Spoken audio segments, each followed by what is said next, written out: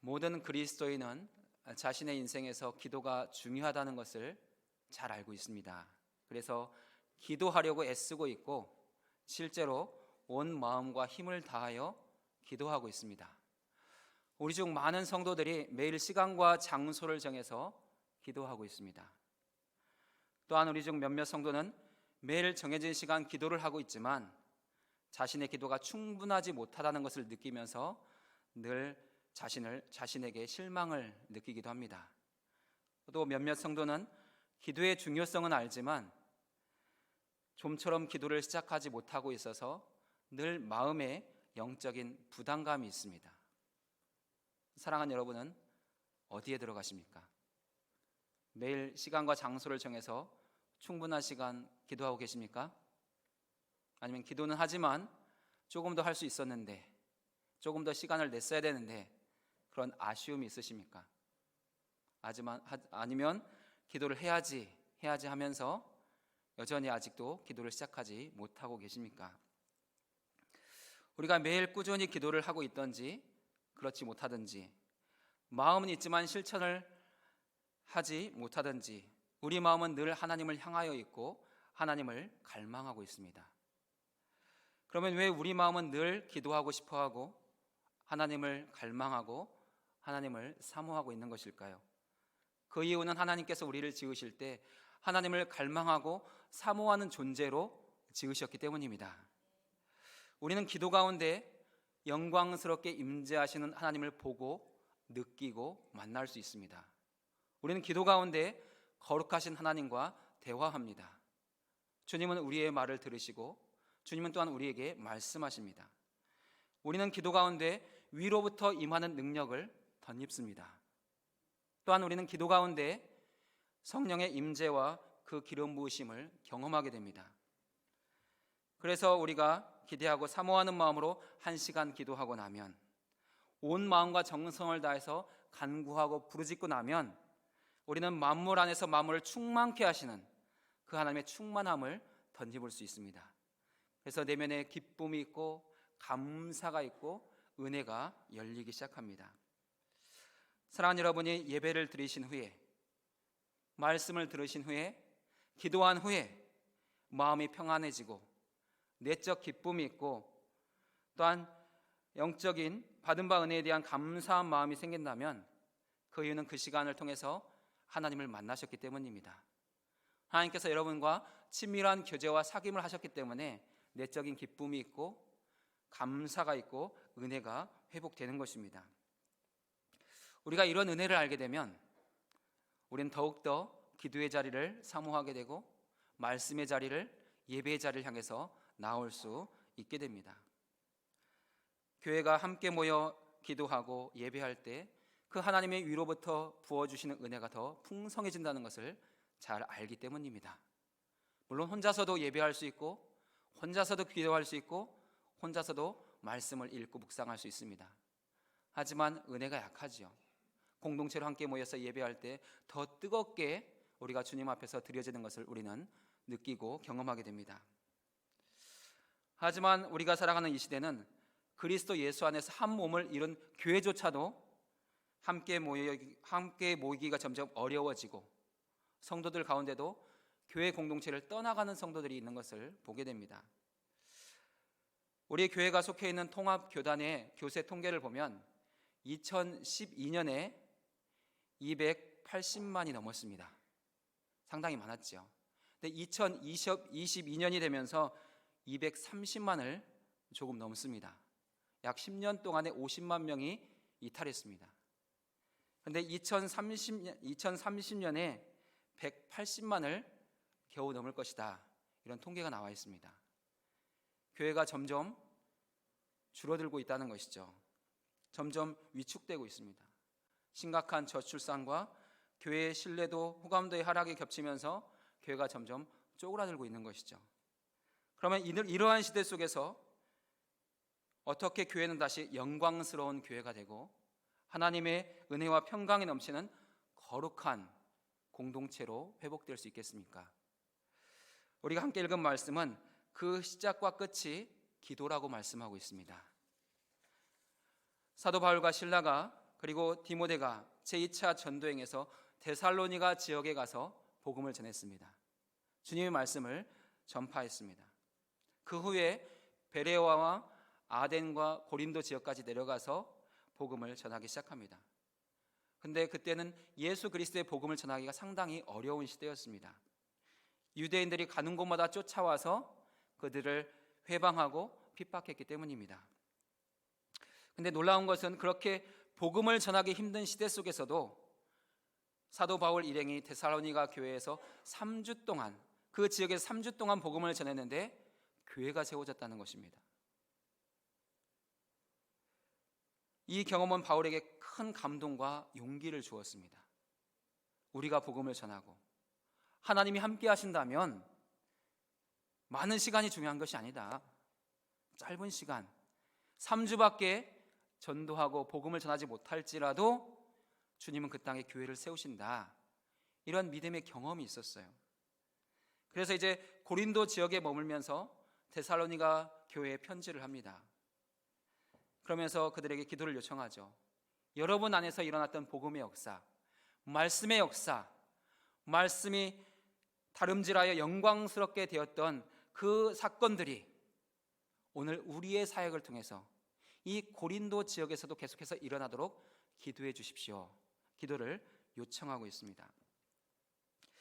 이 저녁 우리가 거룩한 공동체를 위한 기도라는 제목으로 말씀을 나눌 때 우리가 교회를 위해서 기도할 때마다 어떻게 기도해야 우리 공동체가 거룩한 공동체가 되는지 아시고, 또한 거룩한 공동체를 위해서 기도하는 성도에게 하나님은 어떠한 은혜를 베풀어 주는지 깨달아 가심으로 말미암아서 우리가 기도할 때마다 교회를 위해서 더 기도할 수 있는 우리 성도들 되실 수 있기를 주의 이름으로 축원드립니다. 그럼 우리 대치동교회가 거룩한 공동체를 이루기 위해서 우리가 어떻게 기도하면 좋겠습니까? 우리는 교회를 위해서 기도할 때마다 반드시 두 가지를 기도하셔야 됩니다. 첫 번째 메시지를 함께 읽어보겠습니다. 우리는 주님의 말씀이 교회와 성도들 가운데서 퍼져나가 영광스럽게 되기를 기도해야 합니다. 아멘. 우리가 교회를 위해서 기도할 때 기도 제목이 참 많습니다. 교회에 왜 이렇게 기도할 것이 많습니까?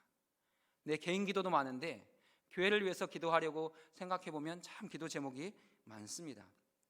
그런데 그런 모든 기도 제목에 앞서 주님의 말씀이 교회와 성도들 가운데서 퍼져나가 영광스럽게 되기를 기도해야 된다는 것입니다.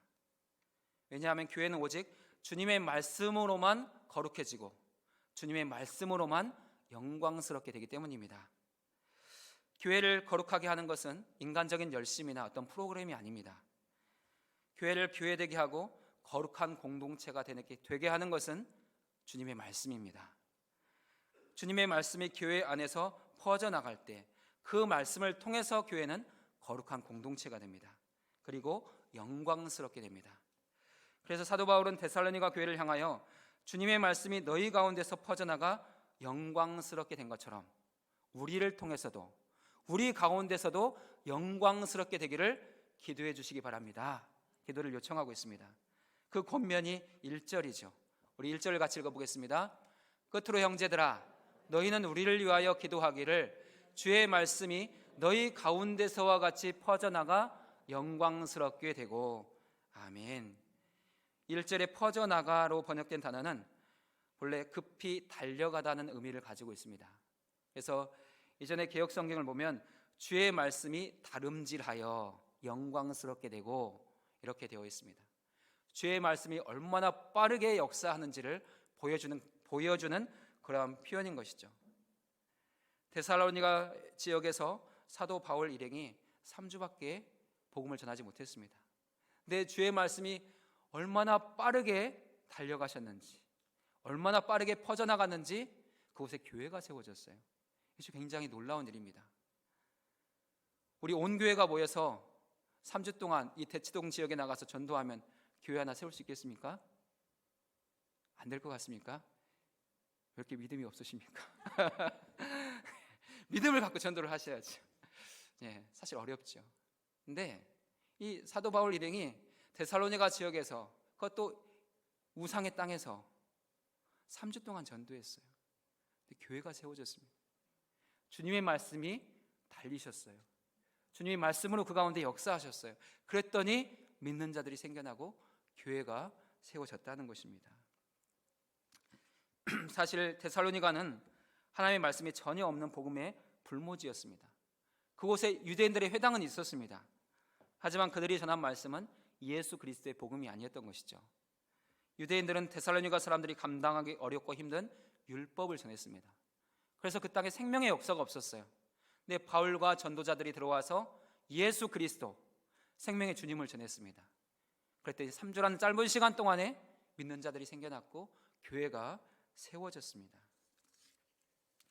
그래서 사도 바울은 그 믿음의 경험을 가지고 아덴에서도 베레아에서도 고린도에서도 지금 복음을 전하고 있습니다. 그리고 그 데살로니가 교회를 향해서 기도를 요청하는 것입니다. 여러분들이 알고 있지 않습니까? 우리가 여러분 안에서 얼마나 말씀을 전했는지를 잘 알지 않습니까? 주님의 말씀이 얼마나 빨리 달려서 얼마나 급하게 역사하셔서 여러분 안에 교회가 세워졌는지 여러분이 잘 아시지 않습니까? 그 은혜를 아는 여러분은 우리를 위해서 기도해 주시길 바랍니다. 이런 기도의 부탁을 하고 있는 것입니다.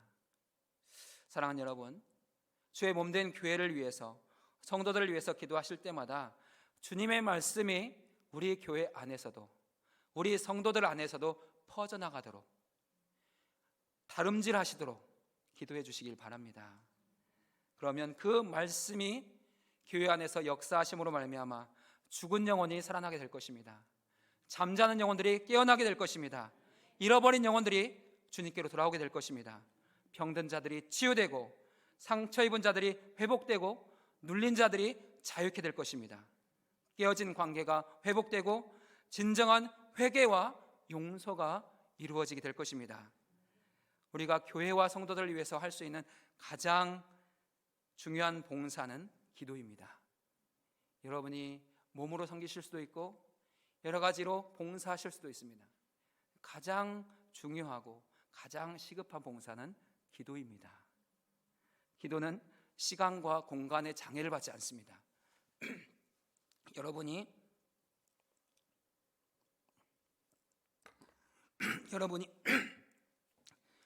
어디에서 교회를 위해서 기도하시든지 어떤 성도를 기억하며 기도하시든지 주님은 그 기도 현장에 일하실 것이고 그 말씀의 역사를 보여주실 것입니다. 사랑하는 여러분, 교회를 위해서 기도하실 때마다 주님의 말씀이 퍼져나가 영광스럽게 되기를 계속해서 기도하시기 바랍니다. 두 번째 메시지 함께 읽어보겠습니다. 우리는 교회와 성도들이 부당하고 악한 자들에게서 구원을 받도록 기도해야 합니다. 아멘. 이 시대는 교회를 흔들고 무너뜨리는 대적이 참 많은 시대입니다.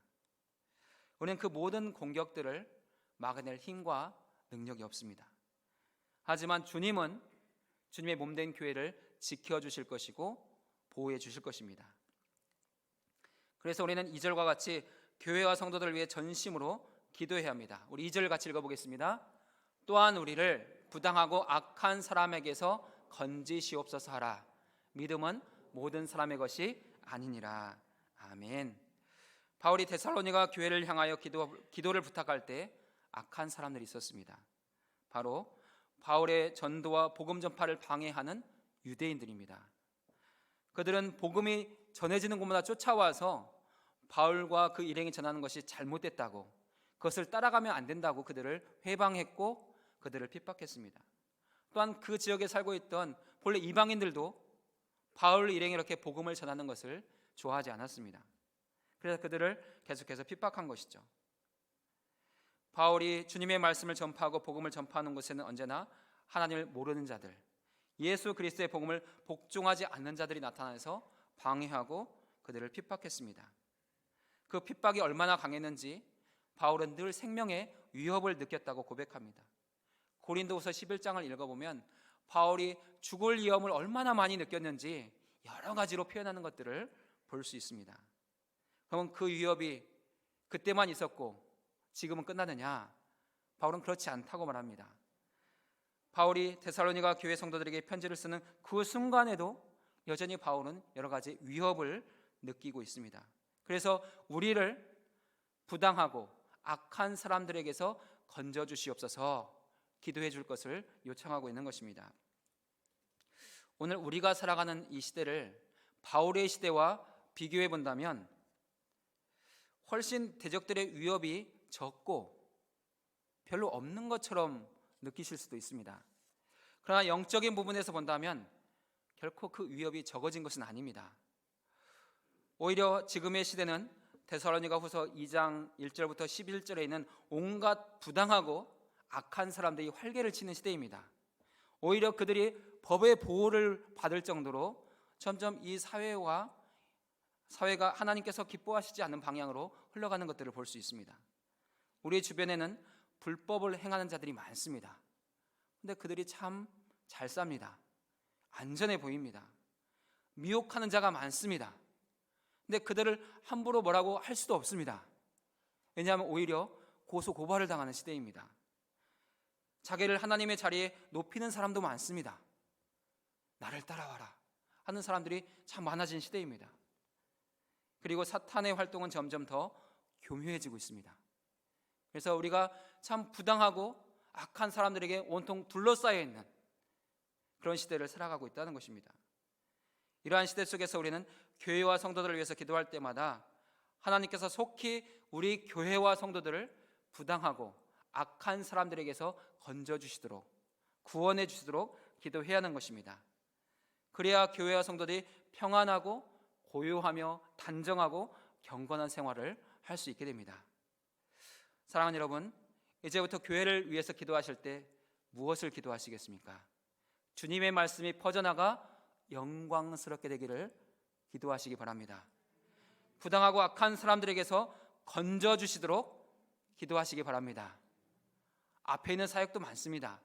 그 모든 사역을 통해서 주님의 말씀이 영광스럽게 되기를, 주님의 말씀이 역사하셔서 우리 교회와 성도들을 고치시고 살리시고 회복하시기를 기도하시기 바랍니다. 그리고 사랑하는 성도들이 여러 가지 많은 위협 가운데 눌려 있고 또 질병과 싸우고 있고 여러 가지 문제로 말미암아 눌려 있는데 그 모든 것에서 주님이 건져 주시도록 기도하시기 바랍니다. 그러면 주님이 건져 주실 것입니다. 그래서 바울은 이러한 기도를 할 때 반드시 믿음과 확신을 가지고 기도하라고 권면하고 있습니다. 그래서 2절 끝에 보면 믿음은 모든 사람의 것이 아니니라 선언하고 있습니다. 바울이 믿음은 모든 사람의 것이 아니라고 표현할 때 그 1차적인 대상은 예수 그리스도를 영접하지 않은 그 당시에 많은 사람들입니다.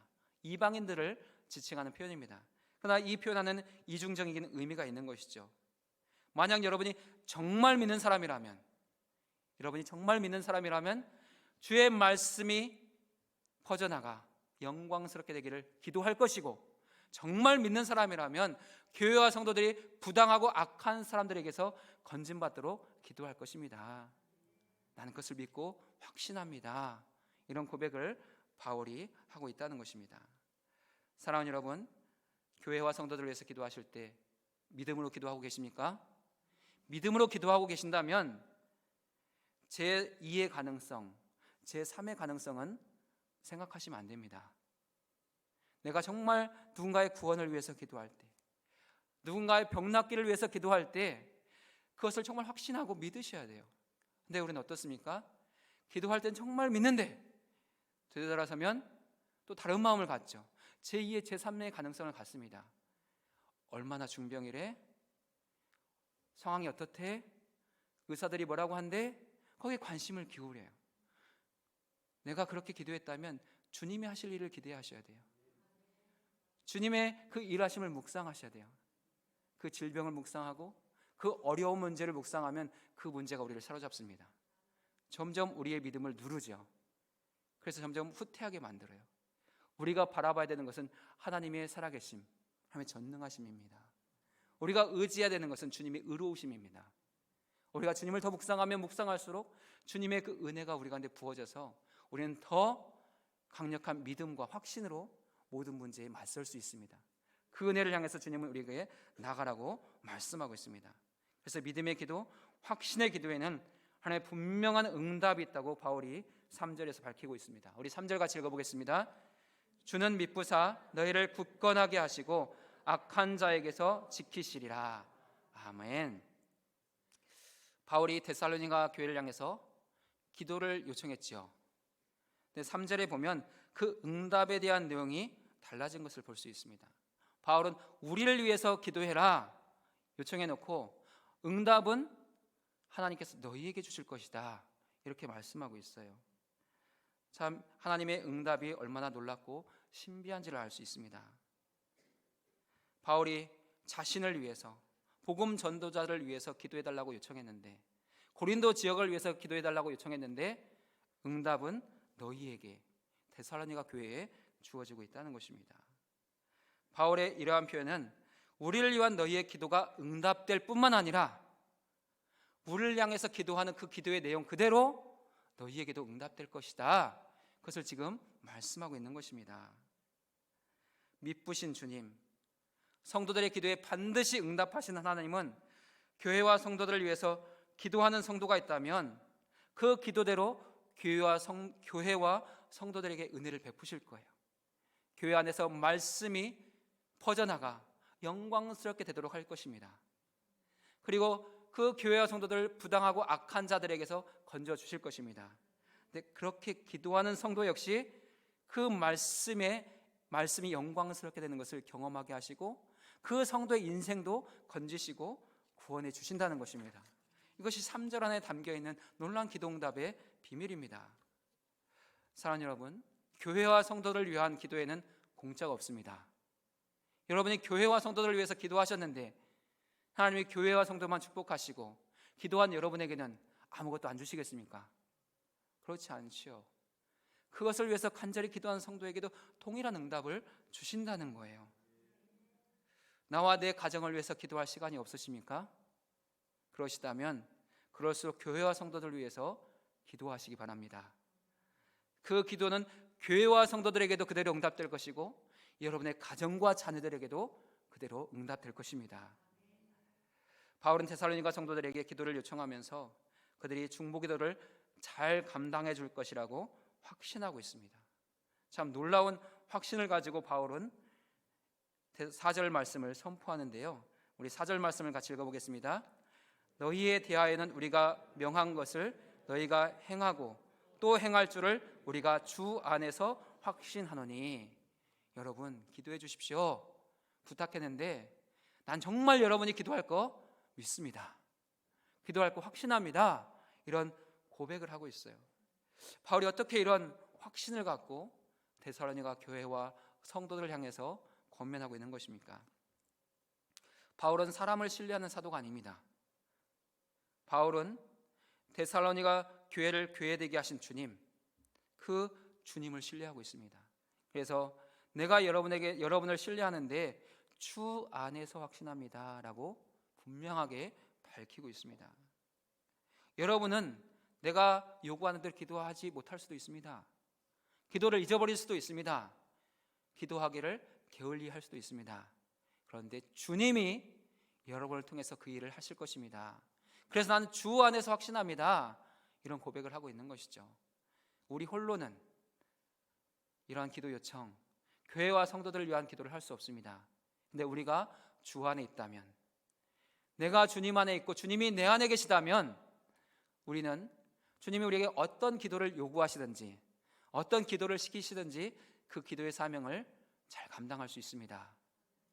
그래서 우리가 늘 바라봐야 되는 것이 주 안에 있는 것입니다. 내가 주 안에 있는가? 주님이 내 안에 계시는가? 그것을 늘 확인하고 그 주님을 늘 확신하면서 그 주님과 함께 나아갈 때 우리의 기도에 힘이 생기고 능력이 생긴다는 것입니다. 그리고 그렇게 기도하는 성도들을, 교회를 주님은 이끄시고 도우신다는 것이죠. 그 고백이 5절인데 우리 5절 같이 읽어보겠습니다. 주께서 너희 마음을 인도하여 하나님의 사랑과 그리스도의 인내에 들어가게 하시기를 원하노라. 아멘. 5절은 바울이 주 안에서 확신하는 내용이 무엇인지를 정확하게 보여주고 있죠. 바울은 주님이 데살로니가 교회 성도들의 마음을 인도하실 것이라는 것을 확신합니다. 그들 스스로는, 그들의 생각과 의지와 감정으로는 이런 모든 일들을 할 수 없다는 거예요. 오직 주님이 그들의 마음을 인도하실 때, 그 교회와 성도들의 마음을 주장해 주실 때 그들이 비로소 자신에게 주어진 그 기도의 사명을 잘 감당할 수 있게 된다는 것입니다.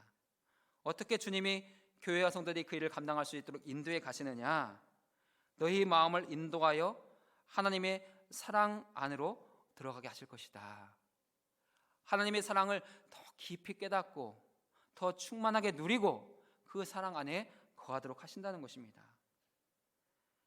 아무 자격 없는 나를 주님이 사랑하셔서 독생자 예수 그리스도를 보내오셨고, 그 주님의 사랑으로 내가 죄사함 받았고 구원받았고 하나님의 자녀가 되었습니다. 그 사랑을 알게 되면 정말 주님을 더 사랑하는 마음으로 주님이 요청하시는 그 기도를 하게 된다는 것입니다. 아무리 마음이 완악하고 굳어진 사람도 자신을 향한 그 하나님의 사랑, 주님의 사랑을 알게 되면 그 마음이 녹아집니다. 그래서 그 마음이 열리게 되고 주님이 원하고 요구하시는 그 기도의 자리에 나갈 수 있게 되는 것이지요. 사랑하는 여러분 안에 하나님의 사랑이 더 부어지실 수 있기를 바랍니다. 하나님의 사랑이 여러분 안에 더 부어지기를 갈망하시기 바랍니다. 사실 우리는 오늘까지 살아오면서 많은 사랑을 받지 못하셨습니다. 좋은 부모 밑에서 자란 분도 계실 것이고 그렇지 못한 분도 계시죠. 좋은 배우자를 만난 분도 있고 그렇지 못한 분도 있습니다. 또 내 자녀들이 그 부모를 별로 사랑하지 않는 자녀도 많습니다. 사랑한다고 말하는데 정말 쟤가 나를 사랑할까? 그런 마음이 드는 자식들도 있잖아요. 그래서 우리는 그런 부족한 사랑 속에서 거절감의 상처를 겪습니다. 그 상처가 우리 안에 쓴뿌리가 되고 우리를 점점 악한 생각과 악한 마음으로 끌어갑니다. 근데 그런 마음에 주님의 사랑이 부어지면 그런 모든 거절감의 상처들이 치유되는 것이죠. 그래서 주님은 우리 마음을 인도하여 하나님의 사랑 안으로 들어가게 하실 것이다. 너희의 사랑은 부족하고 너희의 사랑은 힘이 없지만 하나님의 사랑이 너희 안에 부어진다면 너희는 그 사랑 안에서 회복될 것이고 그 사랑 안에서 새로워져서 주님이 기뻐하시는 기도를 하게 될 것이다 말씀하고 있는 것이죠. 또한 주님은 성도들의 마음을 인도하셔서 그리스도의 인내에 들어가게 하실 것이다 말씀하고 있습니다. 이 인내는 온 인류의 죄짐을 감당하시고 굳건한 자세와 능동적인 태도로 십자가의 고난의 길을 참아내시면서 묵묵히 가셨던 그 주님의 인내를 말합니다. 주님이 우리를 구원하시기 위해서 얼마나 참으셨습니까? 얼마나 견뎌내셨습니까? 주님이 참아내셨고 인내하셨기에 우리 가운데 구원이 이루어진 것입니다. 주님은 우리의 마음을 인도하셔서 그 주님의 인내를 깨닫게 하신다는 거예요. 주님이 나를 위해 그렇게 인내하셨구나.